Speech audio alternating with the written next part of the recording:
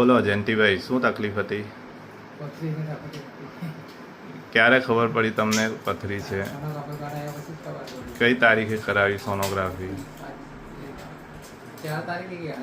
4 જુલાઈએ કરાવી ને? આપણે 4 જુલાઈ આમાં લખેલી છે. હવે પથરીની 4 તારીખે તમને ખબર પડી કે મને પથરી છે ને તમને બહુ દુખતું હતું. પછી ત્યાં કંઈ તમે ટ્રીટમેન્ટ કરી માંડવીમાં? તમે માંડવીથી આવ્યા છો ને? પછી તમને કંઈ રાહત મળી એનાથી, દવાથી?